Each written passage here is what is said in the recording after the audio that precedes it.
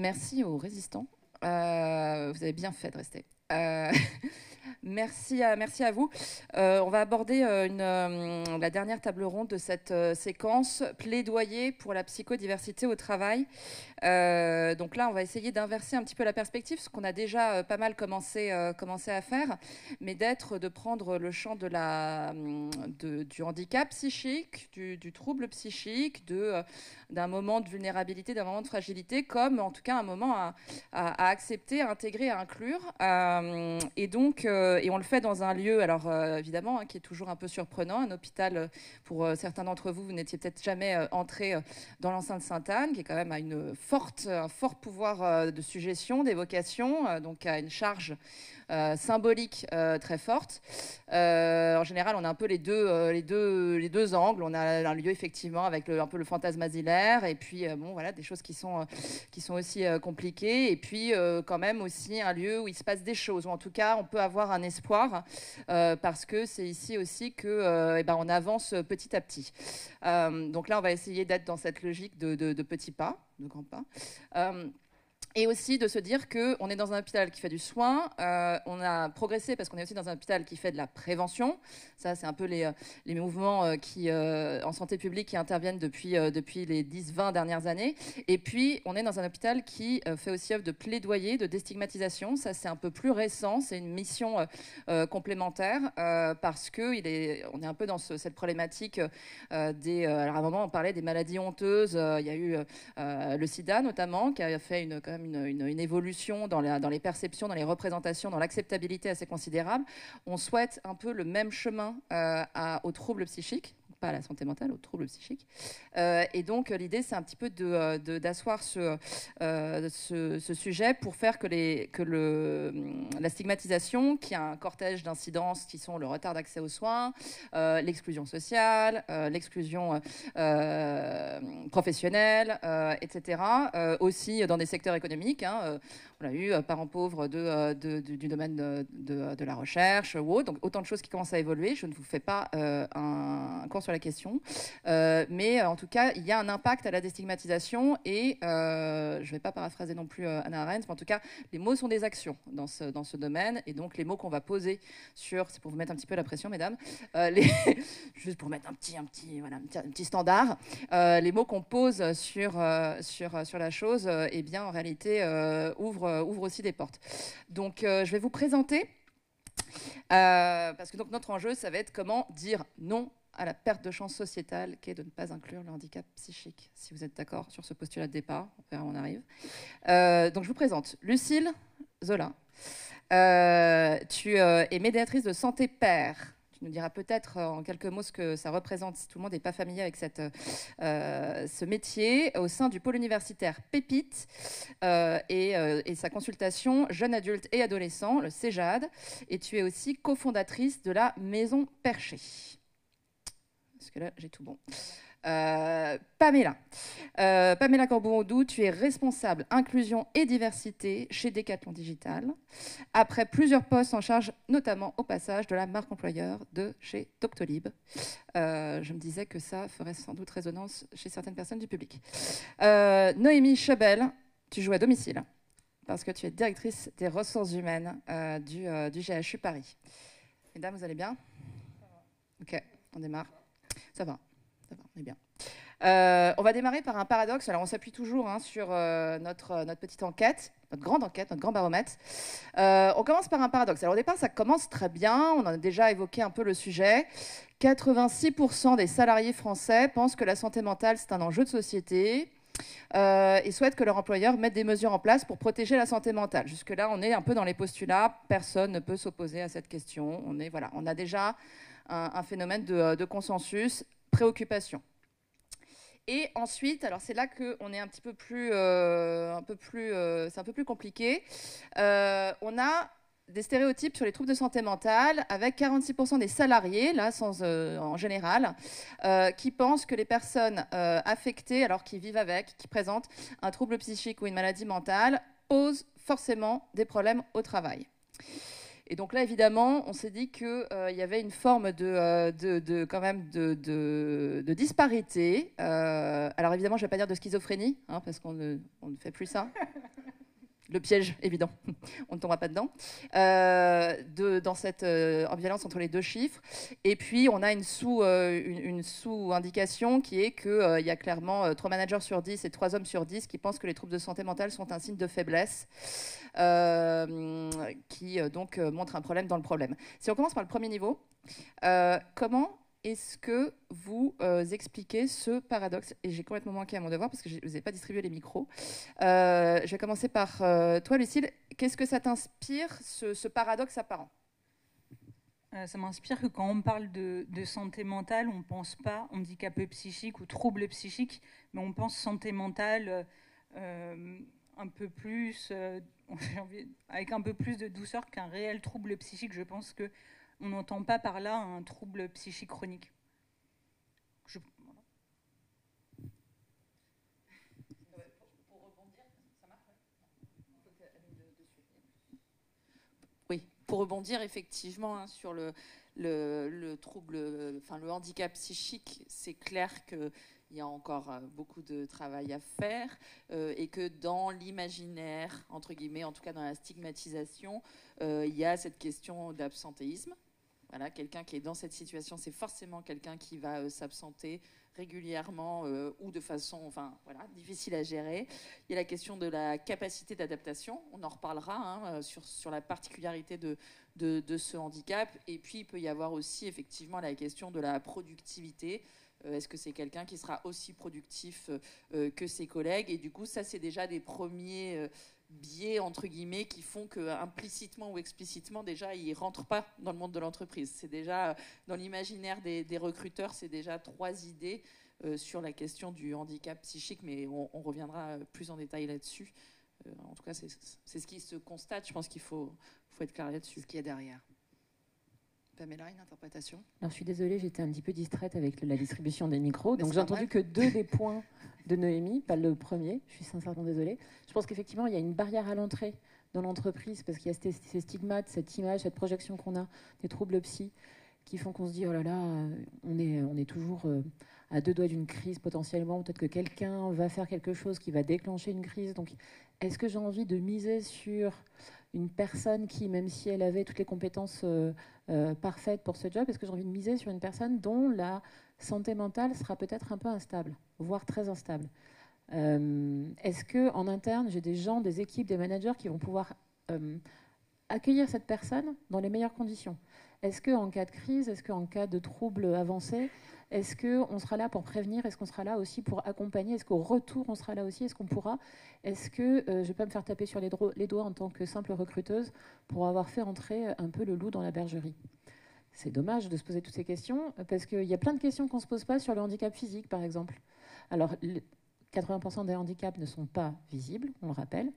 Je ne vous parle pas nécessairement d'une personne en fauteuil roulant, mais ça peut être une personne qui, au cours de son travail, sera affectée par une forme de handicap temporaire ou permanente et qui va potentiellement aussi avoir une baisse de productivité, qui va potentiellement avoir des problèmes pour pouvoir faire son travail de manière normale.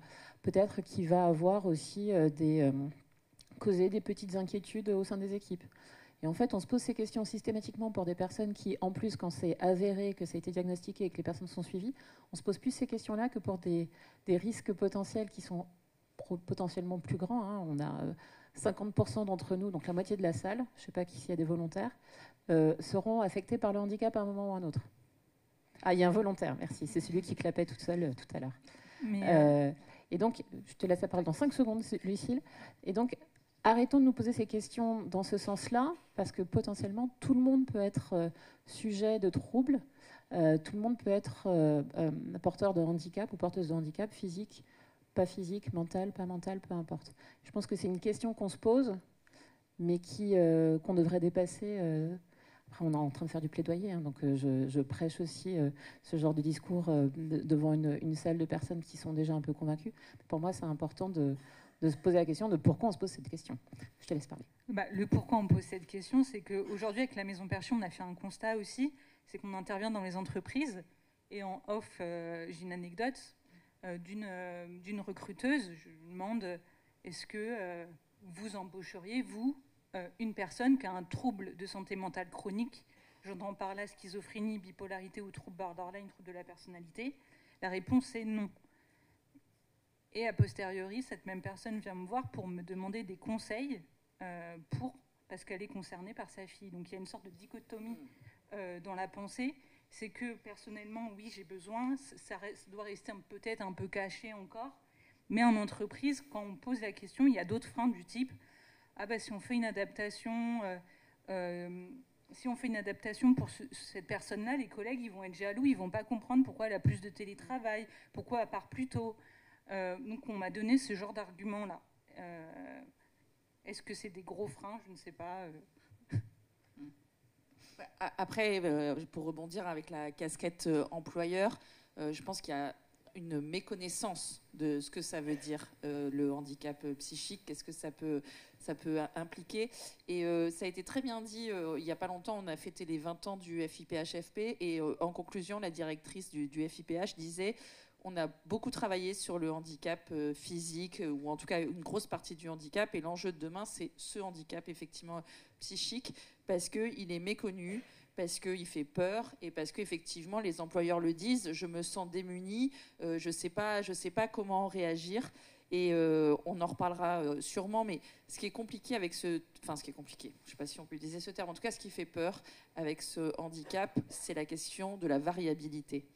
C'est-à-dire que sur du handicap physique, alors on n'est pas que sur le fauteuil roulant, mais en tout cas on se dit, bon, on va faire une étude, on va mettre en place des choses et on va réussir à dérouler quelque chose. Sur le handicap psychique, ça varie dans le temps, et tu en parleras sûrement mieux que nous. Ça peut varier, voilà, ça se joue vraiment dans la relation, et là on va chercher autre chose que de l'adaptation, de l'ergonomie. Et ça, effectivement, pour l'employeur, c'est des choses qui peuvent faire peur. Et puis on reparlera du collectif après, parce que pour que ça marche, il faut qu'on passe de la tolérance à l'inclusion, mais ça, c'est encore autre chose. Ce que vous décrivez en creux, ça dessine aussi la représentation que le milieu du travail a de ce qu'est la performance, de ce qu'est le travail, de ce que doit être la productivité, de ce que doit être aussi l'attitude, la présence au travail, la disponibilité au travail, etc., avec plein de représentations qui n'acceptent pas justement l'incertitude, où il faut avoir parfaitement défini ce que la personne sera capable de faire ou pas. Ça rejoint aussi ce que dit, on l'a cité, Nicolas Demorand dans Intérieur Nuit, évidemment. On a cette référence-là qui est assez récente, et il cite dans son ouvrage cet hôpital. Donc ça fait partie évidemment des récits qui comptent là pour nous en ce moment. Il parle de son vécu, du tabou, il a ces termes pour le milieu professionnel, sans parler du boulot, zone de risque ultime. Qui prendrait le risque de confier des responsabilités à un malade mental?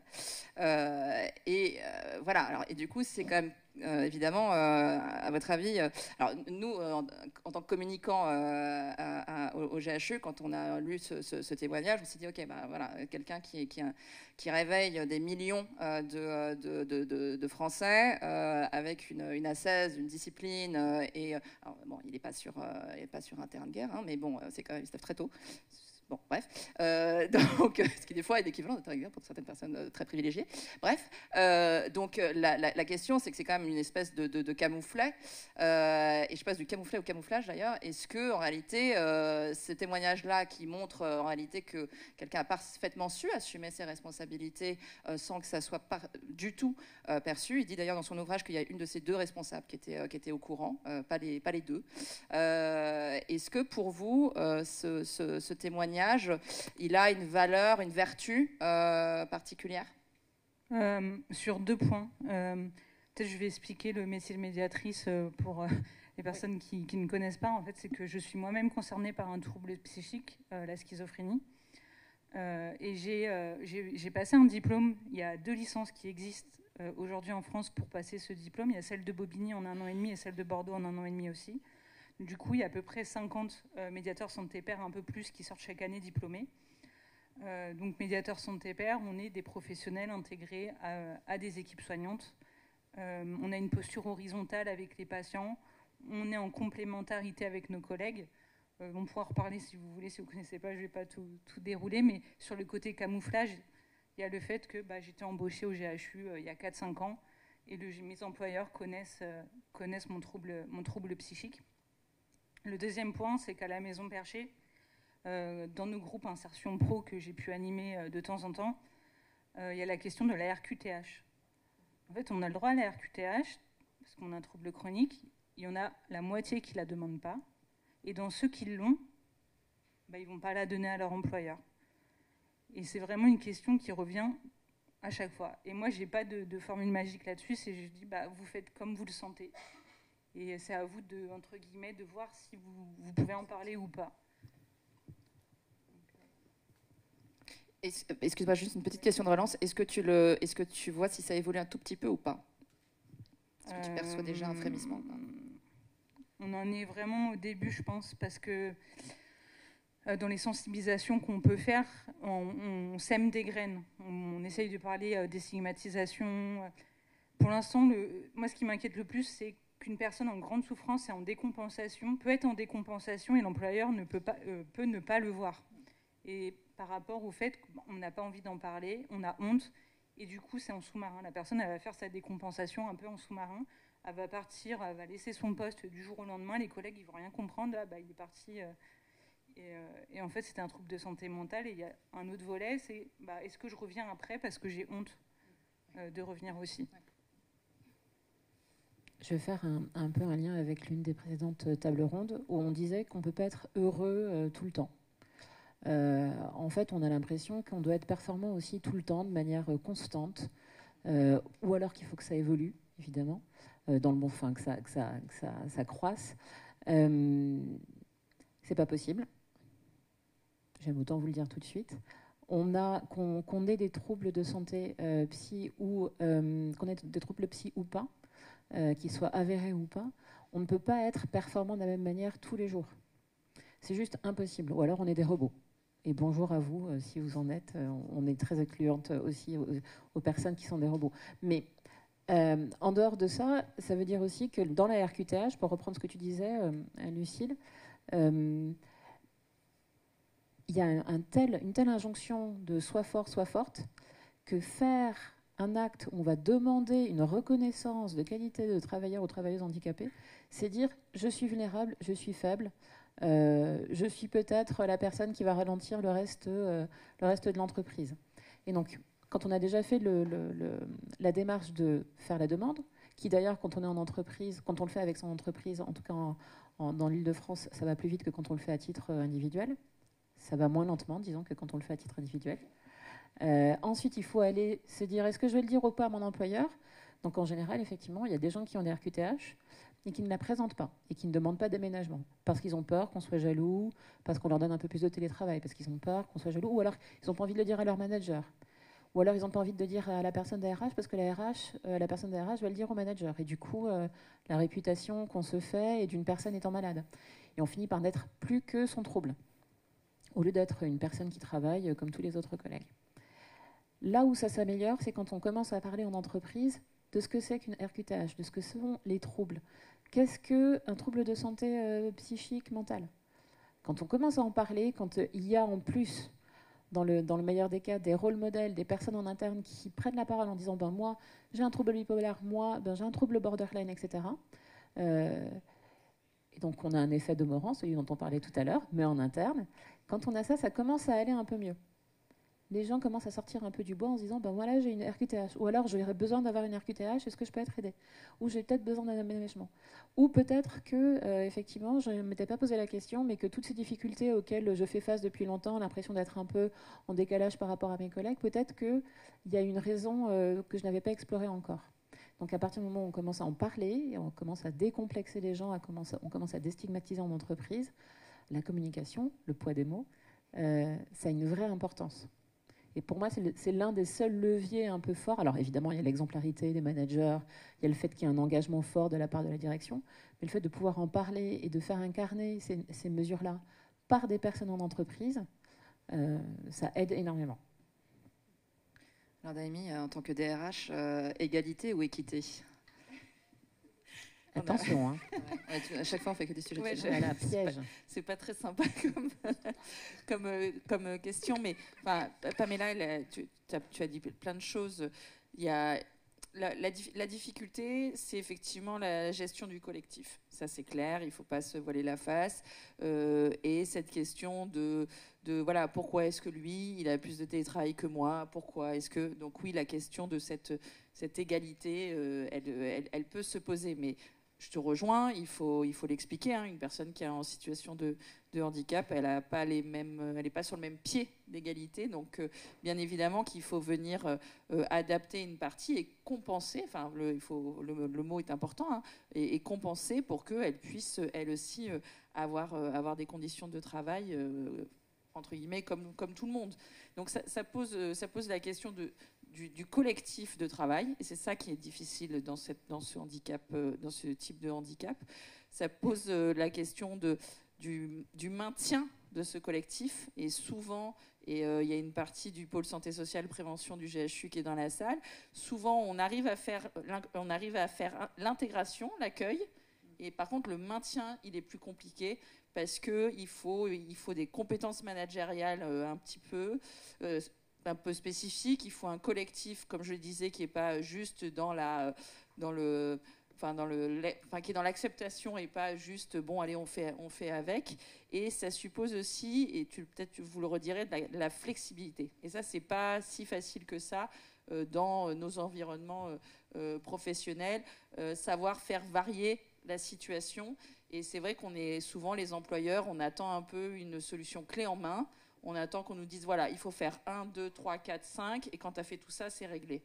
Sauf que là, déjà, il n'y a pas de 1, 2, 3, 4, 5, ça dépend de la personne, ça dépend du moment, et puis le contexte lui-même va aussi faire varier ses paramètres. Donc ce qui est difficile là, c'est que c'est plutôt une démarche qu'il faut enclencher que juste un truc clé en main. Donc bien évidemment, pouvoir en parler. Alors il existe des dispositifs, je ne crois pas que ça ait été cité, mais il existe des formations sauveteurs secouristes en santé mentale, par exemple, qui peuvent permettre justement de sensibiliser tout le monde et d'expliquer. Il existe les pères aidants, il existe aussi l'emploi accompagné. Donc là, c'est un dispositif pour vraiment avoir un accompagnement individualisé des personnes qui souffrent de handicap psychique. Voilà, il existe des choses, mais c'est vrai que ça nécessite, ça nécessite de l'investissement du collectif et des managers, et ça, c'est pas si facile que ça. Non, c'est vraiment ce que tu as évoqué, la variabilité, la réponse à cette variabilité, c'est la flexibilité, et c'est pas toujours facile encore aujourd'hui de mettre en place, et l'équité, effectivement, c'est pas l'égalité, c'est on va mettre une aide un peu en plus pour cette personne pour qu'elle soit égale, ton égale. Est-ce que tout le monde est OK sur la définition de égalité versus équité ? Je fermez les yeux comme ça, si vous n'êtes pas d'accord. On ne sait pas si vous n'êtes pas d'accord ou pas, ou si vous n'êtes pas au courant. Non ? Tout le monde est OK, donc ça veut dire que je peux interroger n'importe qui au hasard et on pourra me donner des définitions, c'est ça ? Ouais, il y a une personne qui fait ouais, moi je suis prête, vas-y, pose-moi la question. Juste, histoire qu'on soit tous et toutes au courant, égalité, c'est donner exactement la même chose à tout le monde, quels que soient leurs besoins. Équité, c'est prendre en compte les besoins des gens. Quand je fais des formations sur le sujet, ce que j'aime bien dire, c'est qu'on n'a qu'à se dire que tout le monde dans cette salle, on doit aller courir 5 km, là, demain. Et que l'égalité, ça serait que, en plus je travaille chez Decathlon, ça tombe bien, je vous fournis des paires de chaussures. Pas tout le monde a une paire de placement chaussures. Produit, s'il vous plaît. J'ai pas dit quel modèle. Je vous fournis à tous et à toutes la même paire de chaussures. Ça, c'est l'égalité. L'équité, je vais vous demander votre pointure. Je vais voir si vous êtes en pronateur, supinateur, comment vous courez. Peut-être qu'il y a des gens qui, parmi vous, vous n'avez qu'une jambe, par exemple. Vous n'avez pas besoin d'avoir les deux chaussures. Il y a peut-être des gens qui ont besoin d'avoir une prothèse et une chaussure. Ça, c'est l'équité. C'est m'assurer que tout le monde peut arriver à accomplir la mission. L'égalité, c'est je vous donne tous une paire de chaussures, 40. 40, c'est à peu près la majorité. Enfin, en moyenne, c'est la pointure de tout le monde. Allez, ceux qui font du 38, ils vont mettre un petit peu ils vont mettre une semelle. Et puis ceux qui font du 42, tant pis pour vous. Il faudra faire des chaussures ouvertes. C'est ça la différence entre l'égalité et l'équité. Je vais vous donner un autre exemple. J'aime bien les exemples, ça me parle. Pour illustrer un truc, un peu le propos sur la flexibilité. On va sortir de la santé mentale, on va parler d'autre chose. Il y a une personne qui, dans les équipes, est une personne trans. Est-ce que cette personne, j'aime beaucoup utiliser cet exemple, donc si vous m'avez déjà entendu parler de cet exemple, je suis désolée, je radote énormément. Mais je pense qu'il est assez structurant, cet exemple-là. Une personne trans, je ne sais pas si cette personne a déjà eu une opération, si elle a l'intention de se faire opérer pour changer, pour se faire une opération de réassignation, je ne sais pas comment ça se dit en français, pour en fait changer son appareil général. Pardon ? De réassignation, je n'étais pas sûre que ce soit le mot en français, donc une opération de réassignation. C'est pas nos problèmes, hein. On ne veut pas savoir, on n'a pas à savoir, on n'a pas posé la question à cette personne. Et cette personne vient me voir en me disant, moi j'aimerais bien qu'il y ait des douches, comme chez Decathlon on fait énormément de sport, j'aimerais bien qu'il y ait des douches individuelles. Parce qu'on avait un de nos établissements où il y avait, enfin un de nos bureaux dans lesquels il y avait des douches communes. Douche côté garçon, douche côté fille. Et cette personne me dit, moi j'aimerais bien qu'il y ait des douches individuelles. Et je dis, je pourrais dire, alors c'est un investissement pour une personne qui s'est déclarée trans chez nous. Cette personne, elle n'a qu'à pas se laver avec les autres, on n'a qu'à attendre que tout le monde soit douché, et puis voilà, on ne va pas faire une douche exprès pour cette personne. Je pourrais très bien me dire ça. 10% de la population à peu près LGBTQ+, sur ces 10%, il y en a une infime proportion, allez, on va dire que c'est 1% de la population qui serait trans, grand maximum, aujourd'hui. Est-ce que j'ai envie de faire ça, d'engager une dépense pour une personne qui représente un tout petit pourcentage de ma population de décathloniens, décathloniennes? Si je raisonne en termes capitalistes, je vais vous dire, non, pas franchement. Par contre, si je me dis que cette avancée qu'on pourrait faire pour cette personne trans, ça peut servir à une personne qui est en processus de PMA, de procréation médicalement assistée, qui a besoin de se faire des piqûres, qui a peut-être pas envie de montrer à tout le monde qu'elle est en train de se faire des piqûres. Peut-être que c'est quelqu'un qui a un protocole parce que c'est une personne qui est diabétique. Peut-être que c'est une personne qui est timide. Peut-être que c'est une personne qui a un cancer du sein et qui a une cicatrice, qui n'a pas envie de montrer sa cicatrice à tout le monde. Peut-être que c'est juste une personne pudique. Peut-être que c'est une personne qui a ses règles. Il y a peut-être la moitié des gens sur la planète qui ont leurs règles à un moment ou à un autre. Donc on n'est pas en train de parler d'1% de la population là. Et qui a peut-être besoin, pour se changer correctement, d'être dans une cabine de douche individuelle. Et en fait, quand on arrive à se dire qu'une avancée pour un groupe sous-représenté n'est pas qu'une avancée pour ce groupe-là, mais que c'est une avancée pour toute la société avec un petit ou avec un grand S, on arrive à se dire qu'en fait c'est rentable. Et on ne pense même plus en termes de rentabilité. Pour reprendre la question du monsieur tout à l'heure, infirmier de nuit, pourquoi est-ce que l'entreprise a du mal à se poser ces questions? Parce que peut-être parfois on ne réfléchit pas. Je suis désolée, je n'ai pas retenu votre prénom. Vous vous appelez, c'est pas grave? Pardon. J'ai un très mauvais humour. Pardon. Mais il rigole, donc ça m'encourage. Arrêtez de m'encourager. En fait, on se pose des questions parfois en de très mauvais termes. On se dit, est-ce que ça va être rentable? Et on voit vraiment les choses par le petit bout de la lorgnette. Alors qu'en fait, si on arrive à reprendre un petit peu de hauteur et de recul, on se dit, en fait, ça peut servir à beaucoup plus de personnes. Quand je parle de handicap tout à l'heure, avec 50% d'entre nous qui seront affectés à un moment ou à un autre par le handicap, c'est plus quand on parle des personnes qui seront indirectement affectées, donc un conjoint, un parent, un enfant, un proche, peu importe. Et ce qui peut servir aujourd'hui à quelqu'un pourra servir à quelqu'un d'autre. Je reviens après cet énorme aparté sur la flexibilité dont on parlait. Quand on parle de flexibilité, de télétravail en plus, d'aménagement d'émissions, ça peut servir à une personne qui est en pleine crise, en décompensation, peu importe, mais ça peut être aussi pour une personne qui est en deuil. Ça peut être aussi pour une personne qui a un enfant qui est en train de faire une crise. Ça peut j'ai vraiment beaucoup de mal à parler en français, pardon. Ça peut être aussi au bénéfice d'une personne qui aurait besoin pendant un moment précis, parce que problème de mobilité physique, à se déplacer, aurait besoin d'être un peu plus souvent au travail. Alors évidemment, là, on parle de populations privilégiées qui sont plutôt des populations cadres qui peuvent se permettre de ne pas aller au travail. Si je parle à mes populations de magasins, alors moi je suis côté digital, j'ai que des cadres quasiment, mais au magasin, on ne peut pas vendre des chaussettes à distance en général.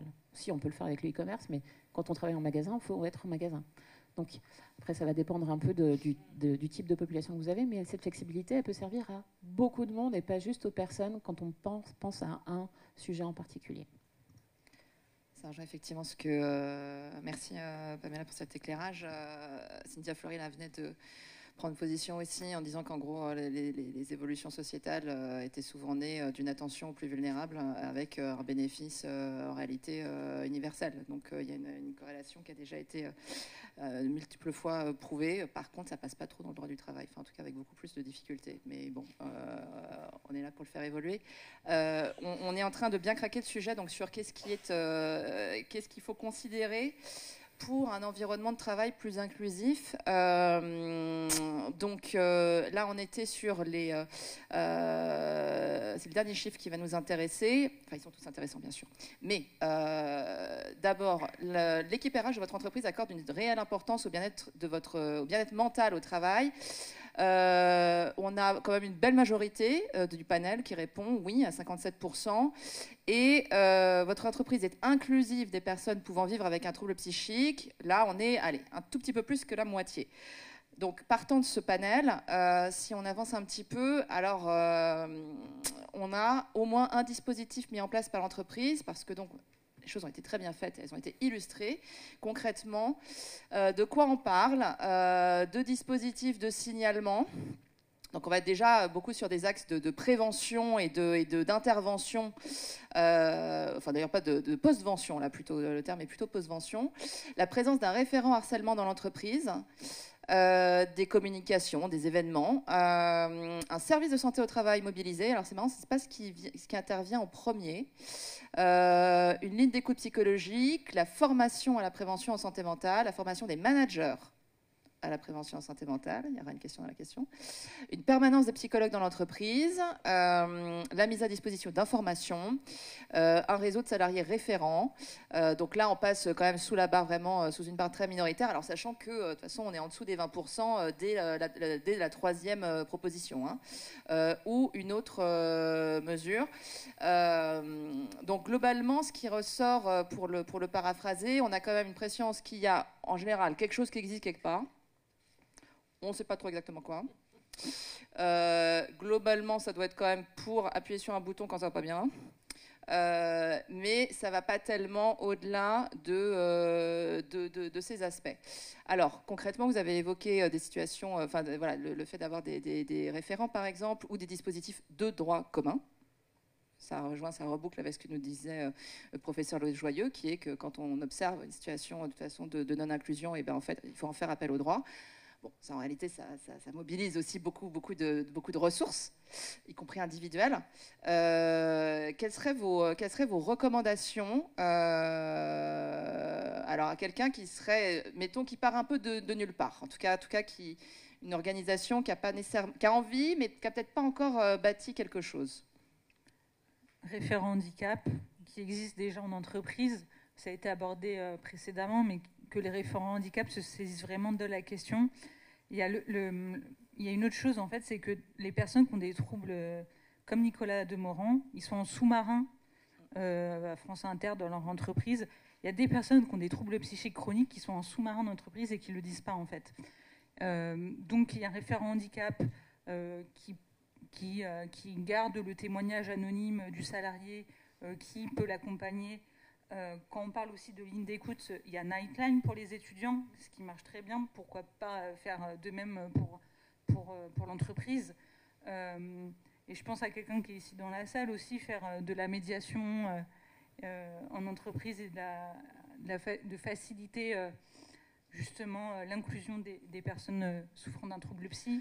Comment tu es sollicité pour faire de la médiation d'entreprise, par exemple? Avec la Maison Perchée. Ouais. Soit nous, on va chercher, soit on est contacté. Ok. Donc, soit c'est nous qui faisons un travail de démarchage, soit maintenant on nous contacte aussi. Ok. Et oui, le réseau de salariés référents, ça a été aussi évoqué précédemment. Je pense qu'aujourd'hui, on en parlait, le PSSM, Premier Soins Secours Santé Mentale, qui est vraiment à diffusion du grand public et pas que les personnes concernées, les professionnels, etc. PSSM, c'est vraiment pour tout le monde, au même titre que d'autres formations de secours. Donc voilà. Noémie. Je plus sois tout ce que tu as dit. Formation, pour moi, c'est un geste citoyen, le PSSM. Vraiment. C'est 2 jours pendant lesquels on se prend des claques en se disant « Ah oui, en fait, j'avais pas pensé à ça comme ça. Ah oui, ok. » Et puis on apprend des gestes. De la même manière qu'on peut apprendre des gestes qui sauvent en premier secours en santé physique, on apprend des choses aussi qui peuvent nous servir en santé mentale. Donc je recommande. Est-ce que tu ne le demandes pas à l'auditoire, mais combien parmi vous sont formés au premier secours en santé mentale? Oui. Well done, well done, well done. Les autres, on vous encourage vivement à pouvoir lever la main l'année prochaine. C'est vraiment une formation que je trouve importante et très structurante. Donc la formation PSSM, évidemment, si ça peut être financé par l'entreprise, c'est encore mieux, mais même de la sensibilisation des managers, des RH, de la médecine du travail, en repasser une petite couche aussi pour être sûr qu'on a des interlocuteurs qui sont formés. Ça, c'est important. Je repasse sur la partie communication. Souvent en entreprise, on se dit, la personne arrive chez nous, on lui a fait une espèce d'onboarding, intégration, elle a toutes les informations sur le site RH, voilà, c'est facile à trouver. En général, c'est pas facile à trouver, c'est au bout de 6 clics, il faut vraiment avoir une bonne détermination pour y arriver. Donc, c'est réussir à communiquer à d'autres moments. Si vous avez fait venir la personne dans l'entreprise il y a 5 ans, s'il y a 5 ans, elle n'était pas du tout confrontée à ce type de situation, elle s'en souviendra plus. Mais même il y a 5 mois, mais même il y a 3 semaines, en fait. Si on est parfois sous un tel feu, sous une telle période de panique, on se dit « Oh là là, je ne sais pas trouver les informations » ou même « Je ne pense pas que mon employeur peut m'aider ». Donc c'est un moyen pour nous pour nous ici de vous rappeler qu'en tant qu'entreprise, c'est important qu'on communique à différents moments de la vie de l'entreprise, à différents moments de la vie du collaborateur ou de la collaboratrice. Donc formation, communication. Qu'est-ce que j'ajouterais? Communication régulière. J'ajouterais aussi peut-être exemplarité du management, des managers de proximité aussi. C'est-à-dire pouvoir se dire quand ça ne va pas. Pas forcément lorsqu'on a un trouble, hein. C'est juste aujourd'hui, je vais un peu moins bien parce que mon chat est mort. Et ne pas dire, ne pas faire en sorte... Alors, je donne un exemple de chat mort, hein, mais ça peut être autre chose si on n'avait pas de chat, évidemment. Mais c'est aussi pouvoir normaliser le fait de ne pas être tout le temps au top de sa santé mentale. Et puis, dernière petite chose avant de te passer la parole, Noémie, c'est tout à l'heure, tu nous as demandé quand on est arrivé comment on allait. C'est une question qu'on pose souvent au bureau. On ne dit pas comment tu vas, on dit ça va. On ne s'attend même pas à attendre une réponse de la part de d'autres personnes. La personne qui dit ouais, ça va, et toi? Ou bien même il y a des espèces de ça va et toi? Ouais, et toi? Ça va? Ouais, et toi? Ce qui est insupportable. Poser la question, il y avait un monsieur tout à l'heure qui disait, de la médecine du travail, qui disait que les managers ne sont pas forcément au courant de la santé mentale de leurs équipes. Moi, je dis même, entre collègues, ce n'est pas forcément une responsabilité qui tombe uniquement sur les épaules du manager ou de la manager, mais c'est aussi sur les collègues. Poser la question aux gens, comment tu vas? À distance, c'est encore plus important, parce qu'il y a des choses qu'on ne va pas pouvoir voir. Donc, c'est comment tu vas, et ne pas lui demander si ça va juste, et écouter la réponse, et dire, mais vraiment, qui t'a posé la question 3-4 fois, et avoir l'air un peu relou, mais on finira par vous dire des choses, et c'est des choses que vous apprenez aussi en PSSM. Je te laisse parler.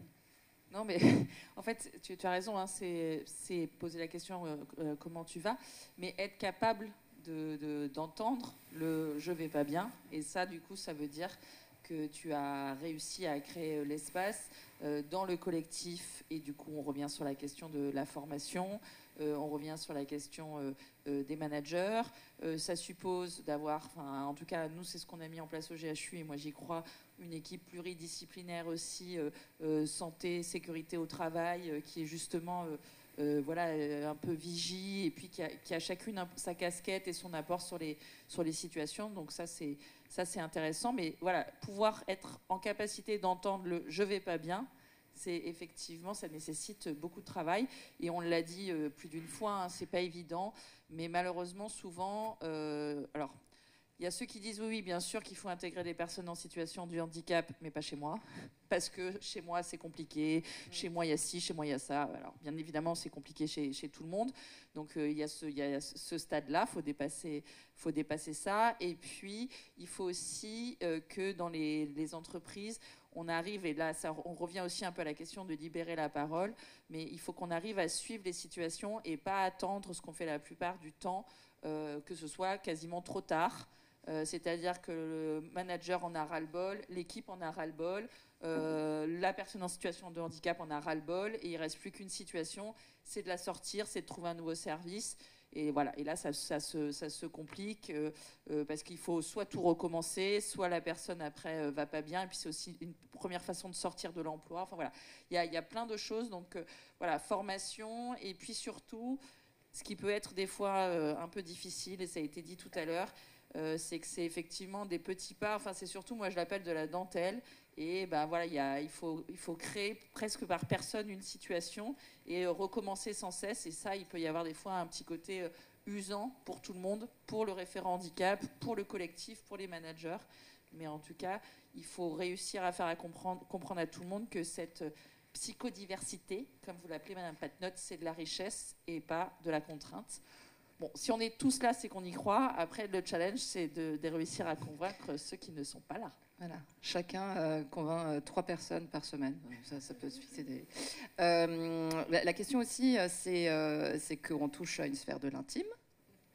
Et donc, il y a quand même aussi toute une approche. Alors, le coming out, on parle maintenant de coming out en santé mentale. Effectivement, est-ce qu'il faut obligatoirement passer par un coming out pour l'inclusion ? Ou est-ce que comment y arriver aussi en permettant à des personnes qui ne souhaiteraient pas nécessairement en tout cas exposer et partager leur situation de santé mentale. Comment, alors ça rejoint un peu la question des signaux faibles, ou en tout cas d'avoir un collectif. Quelle serait aussi une approche qui ne passe pas non plus par le courage social de devoir déposer son badge de trouble borderline. Je le dis volontairement avec des termes un petit peu exagérés.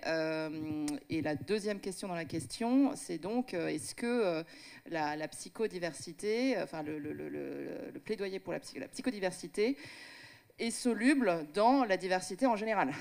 Ou est-ce qu'il faut une approche particulière ? Ah, de toute façon, moi, On a combien de temps ? Vous avez 2 heures ? On va découper le problème en tranches. Je vais commencer par la dernière, peut-être. Si tu veux. C'est celle dont je me souviens le plus. C'est parce que c'est la dernière, non ? C'est plus la plus fraîche. Voilà, c'est ça. C'est pour ça. Est-ce que la psychodiversité est soluble dans la diversité globale ? Je pense que oui, parce que quand on parle de diversité, il faut être incluant de toutes les diversités. Est-ce qu'on a besoin d'avoir des compétences spécifiques ? Oui. On ne va pas parler de diversité de préférence affective de la même manière qu'on parle de diversité. Très mauvais exemple, parce que tu parles de coming out, et on peut parler aussi de coming out. Mais il y a toujours des petites spécificités. Après, je pense, petites ou grandes d'ailleurs, je pense que ça doit être un sujet qui doit être pris en charge par la diversité, par les équipes diversité de l'entreprise, mais généralement par les équipes RH, les équipes dirigeantes.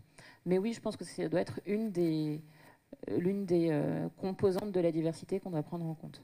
Et c'était quoi la première question ? Je ne sais plus. La question, c'est comment faire inclusion sans avoir nécessairement comme obligation pour la personne de devoir s'ouvrir sur la nature de son trouble et de sa nécessité d'aménagement et de compensation. Avant le coming out, il y a souvent le coming in, c'est-à-dire se faire à soi la révélation que... C'est moi le problème ? Non. C'est pareil pour les populations LGBTQ+, c'est je fais mon coming in qui est je me rends compte que en fait j'ai des préférences affectives ou sexuelles qui sont différentes de la norme hétérosexuelle. Et de la même manière, on peut aussi avoir, je pense que c'est moi le problème. De la même manière, on peut aussi en plus j'ai une grosse voix, on m'entend en général. Vous m'entendez ?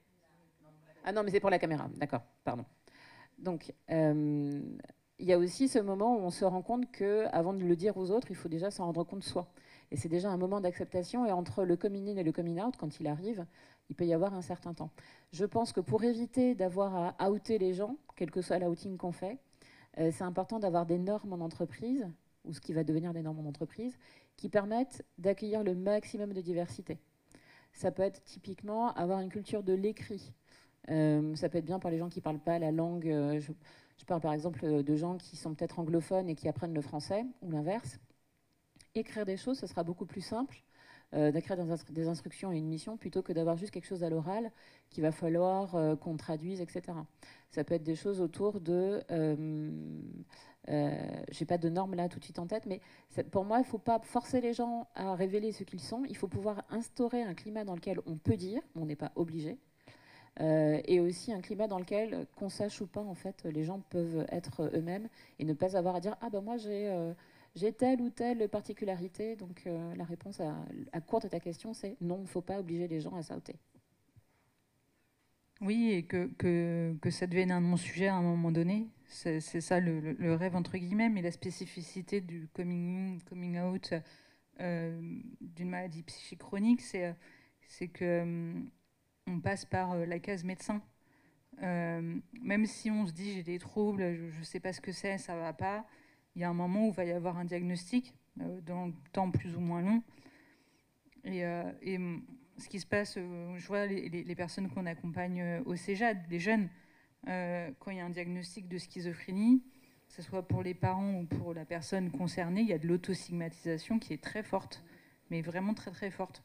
Du coup, il y a des groupes de psychoéducation comme Profamille qui existent pour les parents. Au CEJAD, on a mis en place un groupe qui s'appelle I Care You Care. Et ça, c'est le rêve. Il n'y a pas de parcours de soins défini pour l'instant en psychiatrie. Et s'il pouvait y avoir, je fais une petite aparté, mais plus de centres d'intervention précoce en France, il y a beaucoup de choses qui iraient mieux, je pense. Et du coup, je me suis perdue sur... coming out, est-ce qu'il faut forcer les gens? Oui, non. Et que vraiment, ça devienne un non-sujet comme d'autres avancées inclusives qu'on a pu avoir ces dernières années. Peut-être que c'est ça la grande cause nationale aussi cette année. Est-ce qu'on va avancer là-dessus? Forcément, comme toute bonne DRH, je vais répondre oui et non. Ceux qui me connaissent devraient rigoler. Alors oui, je pense qu'il faut un coming out, mais restreint, dans le sens où je pense que c'est important que la personne, elle se déclare et qu'on ait une structure pour accueillir cette déclaration RQTH.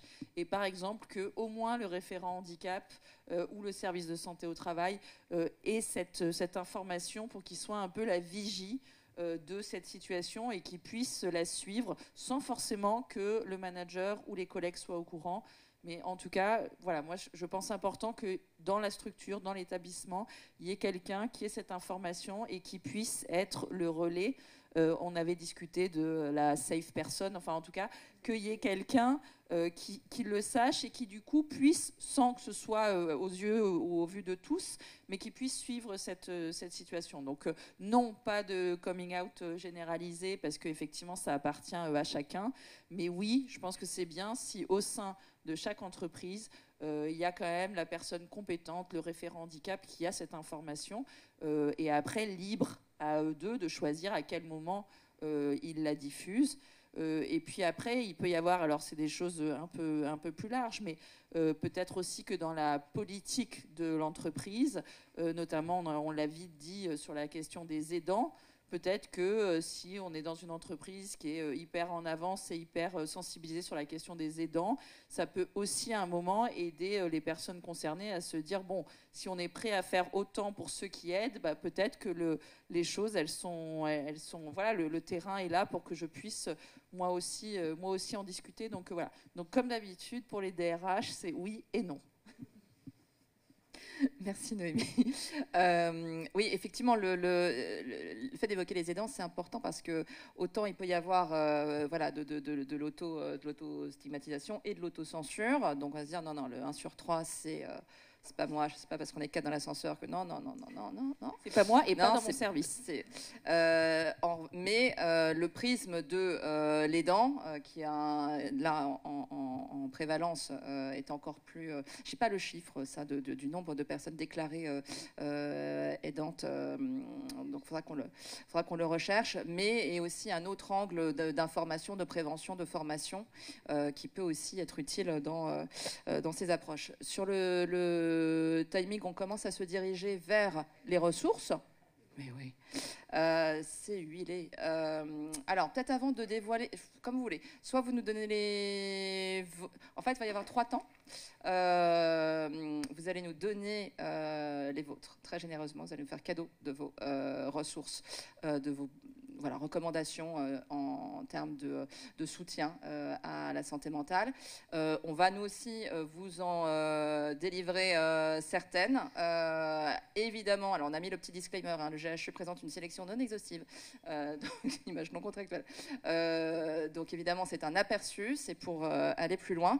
Et ensuite, on va vous faire travailler une dernière fois, puisqu'on va vous demander aussi de nous partager les vôtres ou celles qui vous seraient venues au cours de la journée. Et on en fera la collecte via toujours un outil, l'outil Kahoot. On commence par les vôtres, ou vous voulez réagir ensuite à celles qui sont données? On en a cité certaines, hein, déjà, les premiers secours en santé mentale. Comment vous voulez qu'on fasse? Je vais intervenir en premier. Allez. La question, mais on l'a abordée au GHU, mais par rapport à nos patients, mais il y a un terrain à travailler qui est la question de la paire aidance, effectivement. Et est-ce que, enfin voilà, ce modèle qu'on a nous aujourd'hui pour nos patients, est-ce qu'il peut se dupliquer dans une entreprise? Il y en a quelques-unes qui ont commencé à travailler, je pense notamment à la mairie de Paris. Bon, c'est pas un sujet facile, il y a du challenge, mais en tout cas, ça peut être une façon d'accompagner le handicap psychique. Merci.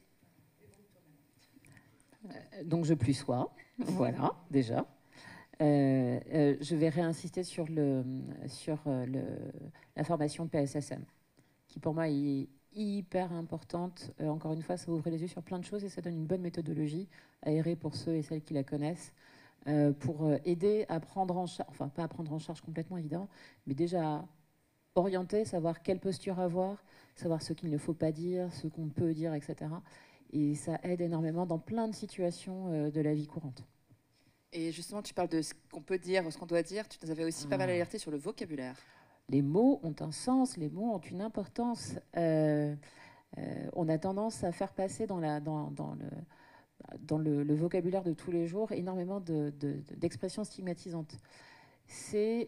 Du coup, je me force à dire des choses que je ne dis pas d'habitude, mais ça va vous rappeler des choses. On va essayer de bannir ça de notre vocabulaire.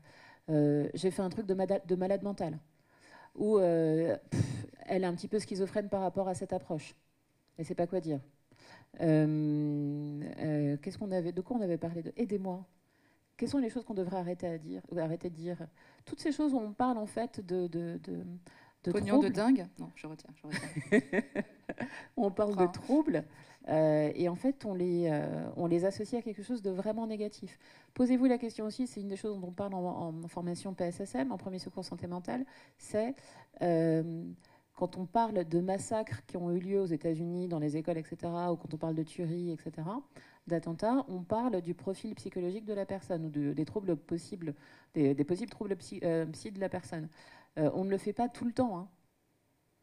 Pour les personnes, on ne se dit pas, bah tiens, c'est une personne qui n'avait aucun trouble psy. On ne sait pas déjà, on n'a pas une certitude parfaite. Mais deuxièmement, il ne faut pas se dire que les personnes qui ont des troubles psy sont des personnes qui sont dangereuses pour les autres. Elles sont d'abord, si elles avaient à représenter un danger, ce serait d'abord pour elles-mêmes, avant de l'être pour les autres.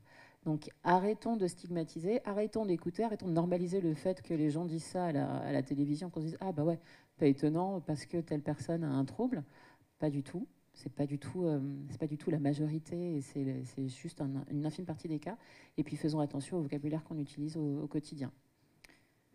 Merci.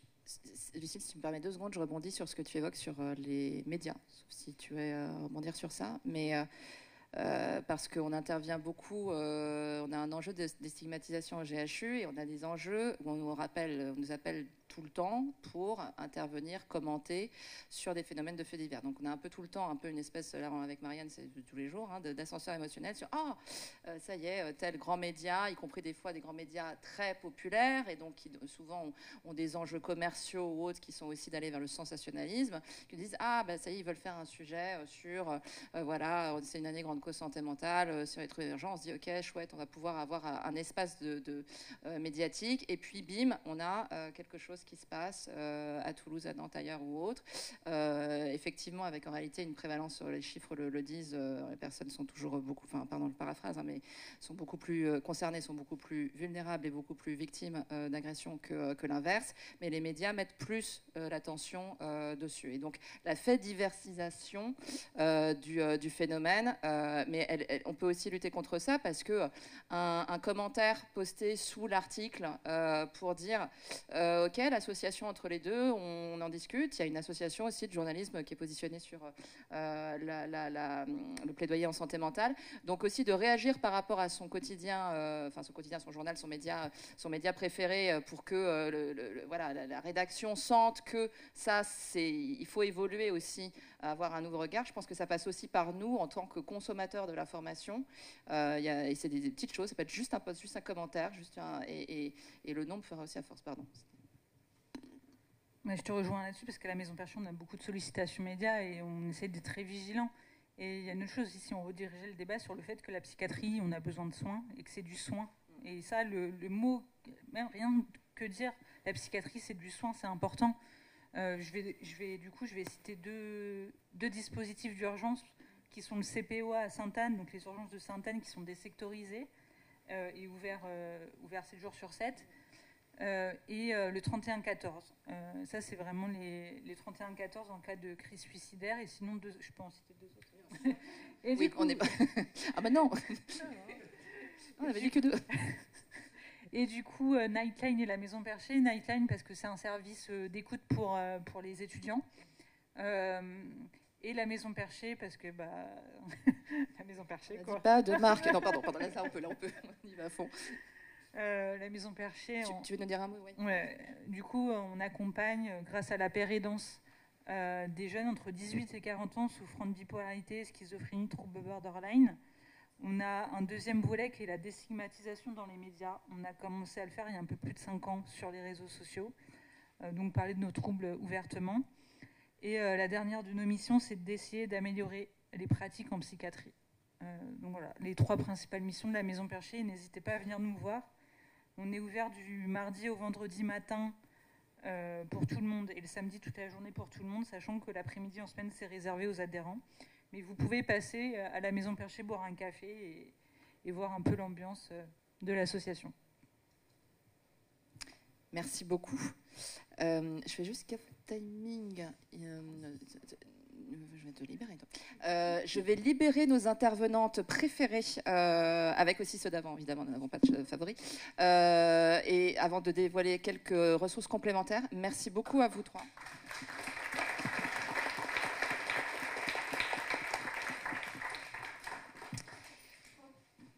Et je vais juste commenter en 2 mots les quelques ressources qu'on a identifiées. On pourra évidemment partager encore des questions. Le Psycom également, donc là on a parlé le 3114, Nightline, autre ligne alors qui est pour l'Île-de-France, PsyDF, c'est une ligne, ça te rappelle des souvenirs Noémie, PsyDF 01 4800 4800, c'est un numéro vert qui a été créé par le GHU, d'orientation d'écoute. Au départ c'était pour les personnes, pour les aidants justement, et en réalité là c'est pour tout le monde.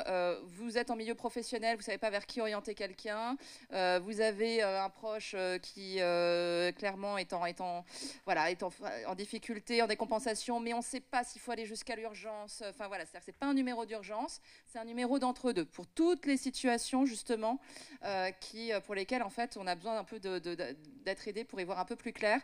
La première ligne est gérée par des infirmiers de psychiatrie et la seconde, si le besoin en est ressenti, est avec des consultations de psychologues.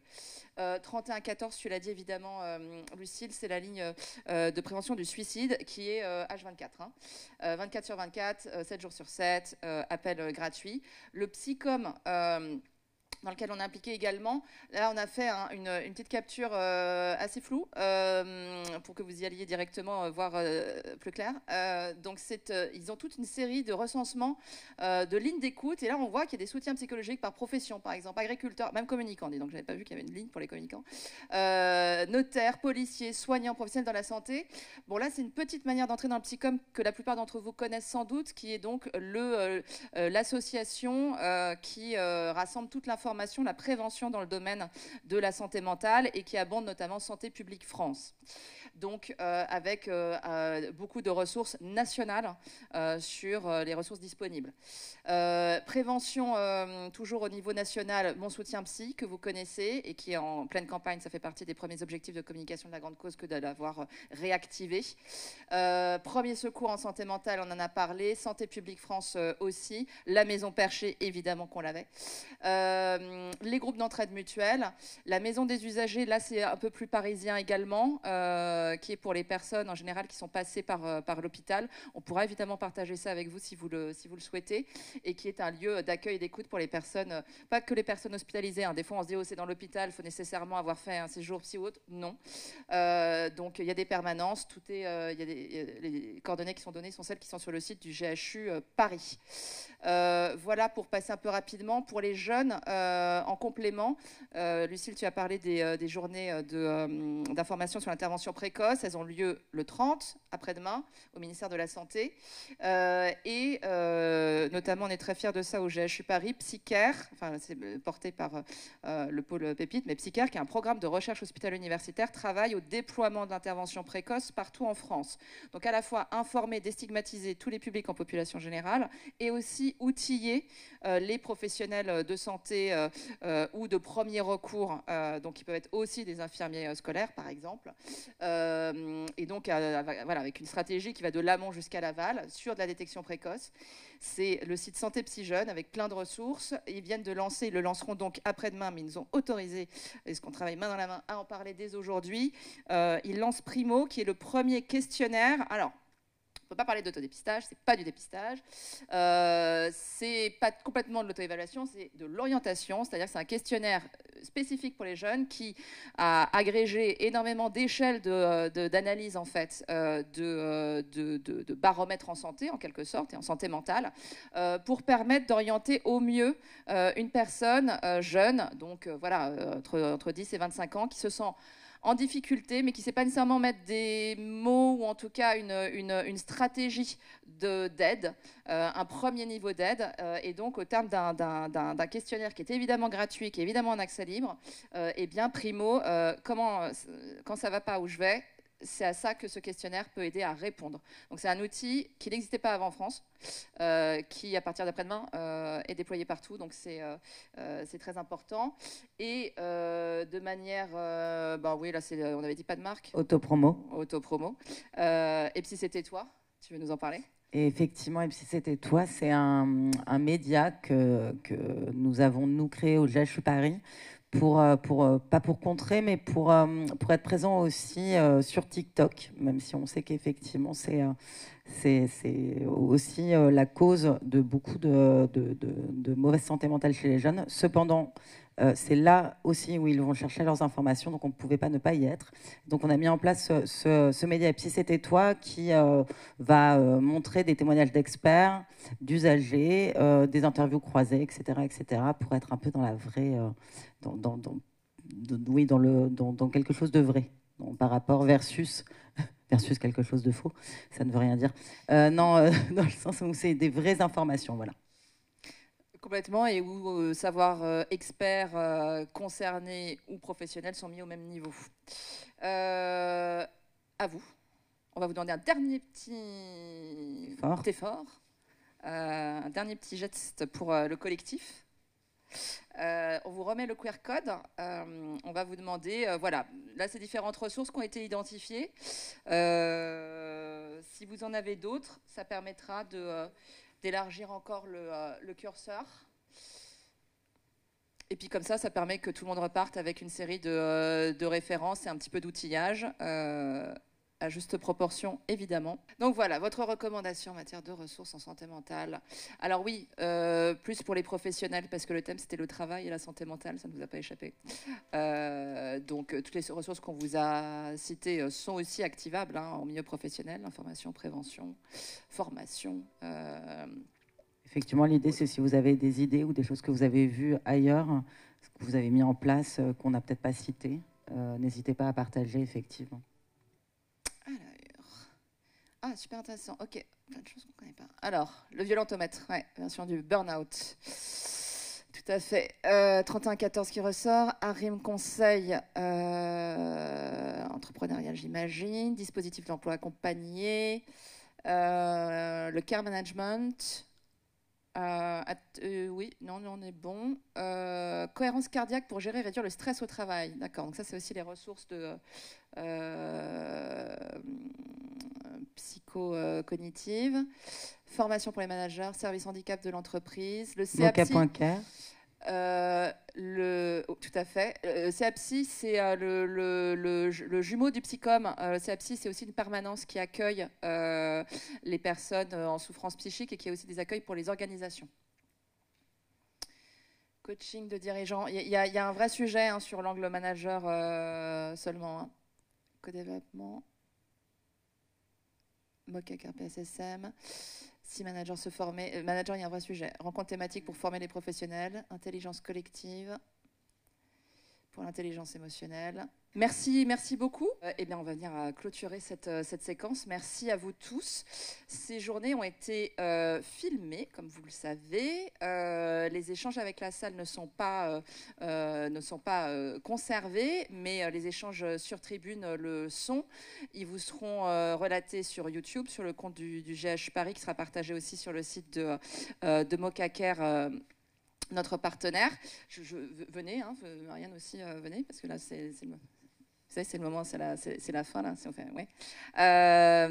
Donc, on va vous partager ces contenus et on se donne rendez-vous aussi pour le prochain baromètre et puis les séquences ultérieures.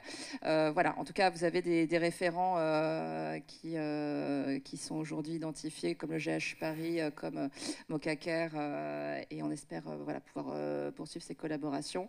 Et puis, ces partages de ressources, c'est une année de grande cause santé mentale, donc on a 8 mois pour en faire parler partout et puis ensuite les décennies qui suivent pour le mettre en œuvre. Donc voilà.